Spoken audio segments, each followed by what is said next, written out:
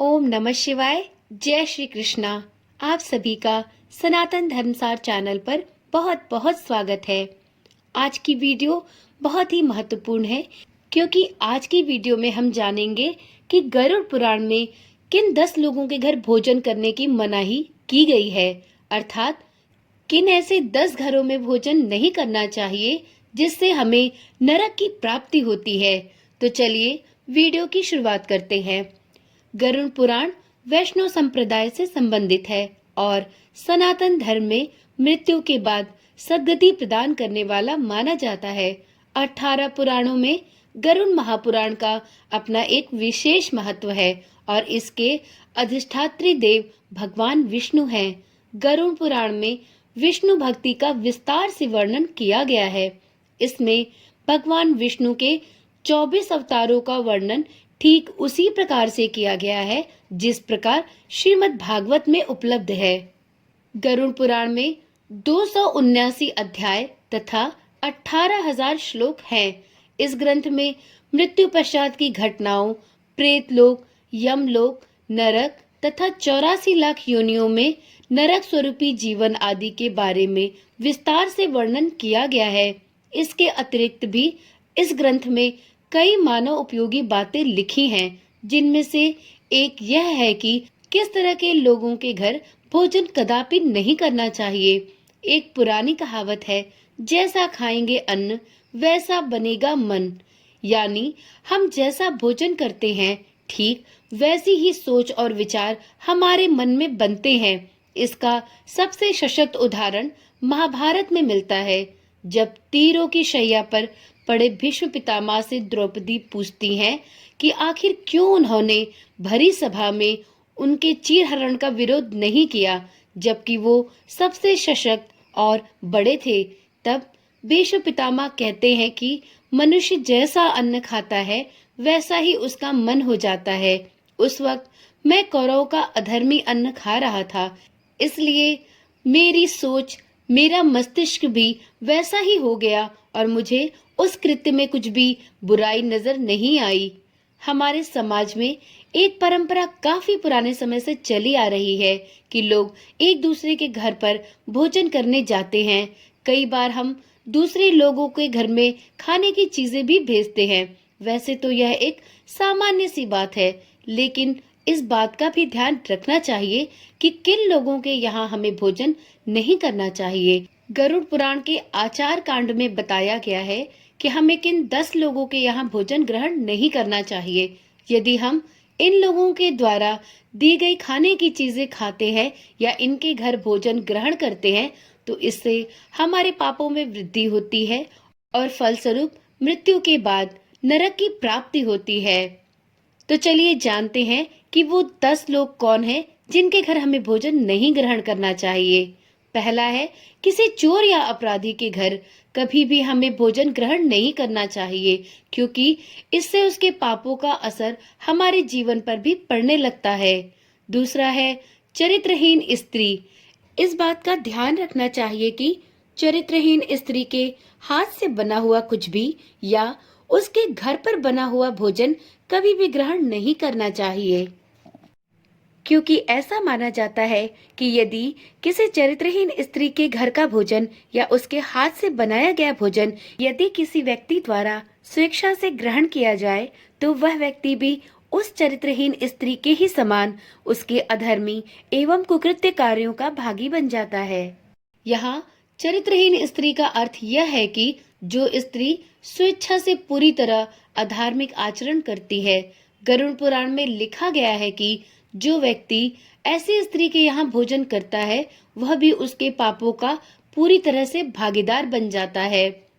अगला है सूदखोर।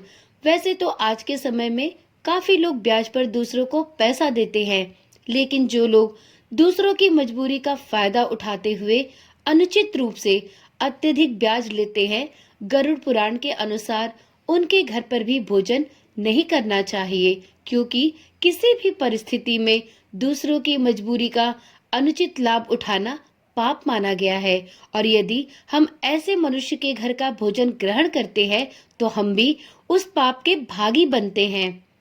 अगला है रोगी व्यक्ति। यदि कोई व्यक्ति किसी गंभीर बीमारी से पीड़ित हो, कोई व्यक्ति छूत के रोग का मरीज हो, तो उसके घर भी भोजन नहीं करना चाहिए। ऐसे व्यक्ति के यहाँ भोजन करने पर हम भी उस बीमारी की गिरफ्त में आ सकते हैं।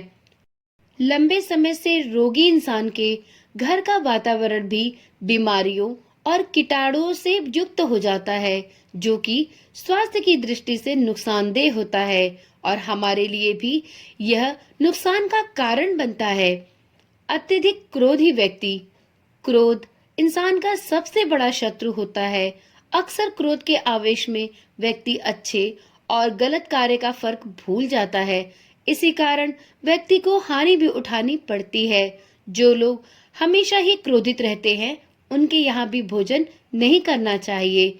यदि हम उनके घर का भोजन करेंगे तो उनके क्रोध के गुण हमारे अंदर भी प्रविष्ट हो सकते हैं। अगला है नपुंसक या किन्नर। किन्नरों को दान देने का विशेष विधान बताया गया है। ऐसा माना जाता है कि इन्हें दान देने पर हमें अक्षय पुण्य की प्राप्ति होती है। गरुड़ पुराण में बताया गया है कि इन्हें दान तो देना चाहिए, लेकिन इनके यहाँ भोजन नहीं करना चाहिए। किन्नर कई प्रकार के लोगों से दान में धन प्राप्त करते हैं। इन्हें दान देने वालों में अच्छे बुरे दोनों प्रकार के लोग होते हैं, तो इस वजह से किन्नर के घर का भी भोजन कदापि ग्रहण नहीं करना चाहिए। अगला है निर्दयी व्यक्ति।